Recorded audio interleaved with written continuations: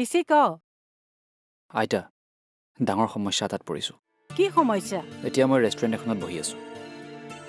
মায়ে মোৰ কাৰণে ছোৱালী এজনী পচন্দ কৰিছে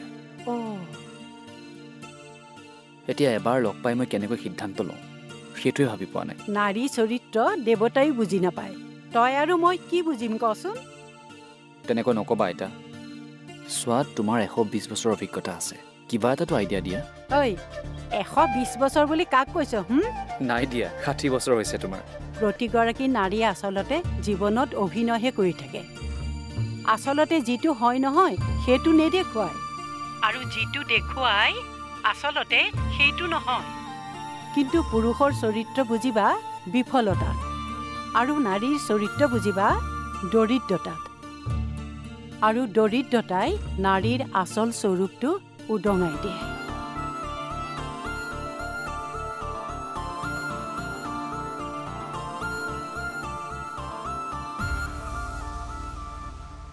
মোৰ মাৰ পচন্দ আৰু মোৰ মাৰ পচন্দ মানে মোৰ পচন্দ কিন্তু বিয়া হবাই যিহেতু মোৰ বিষয়ে এটা সঁচা কথা জানিব লাগিব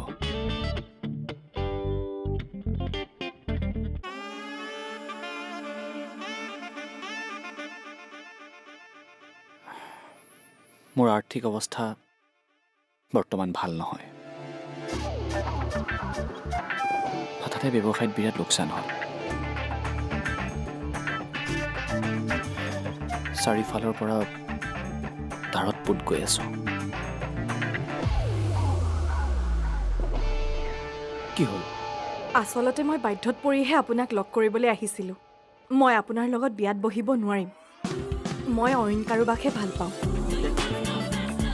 মোৰ মায়ে যে তোমাক পচন্দ কৰিছে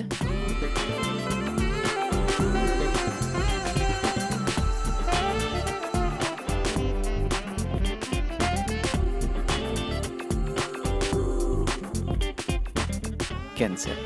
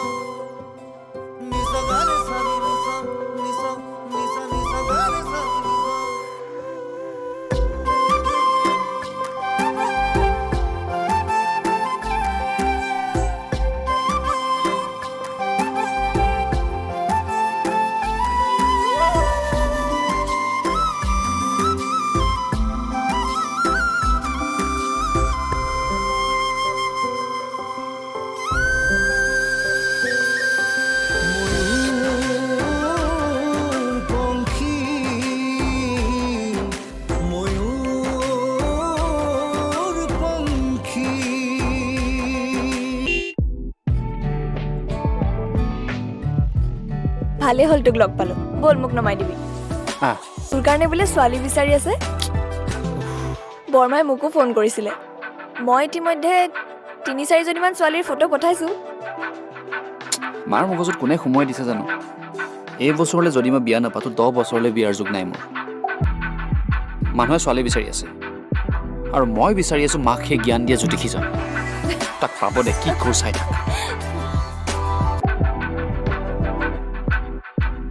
থেংক ইউ আৰু সোনকালে নবৌজনীক বিচাৰিলো আকৌ বিয়াত নাচিব লাগিব নহয় মই এতিয়া তয়ো কামোৰ নিদিবি যা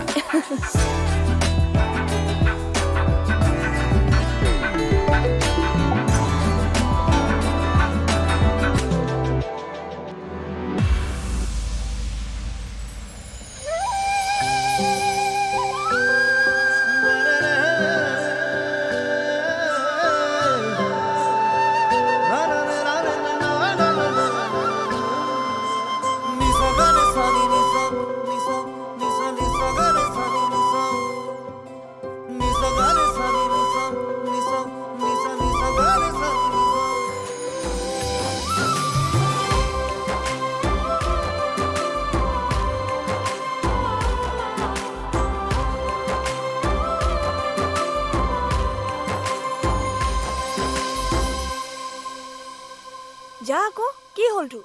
হা অ' যাওঁ ভাই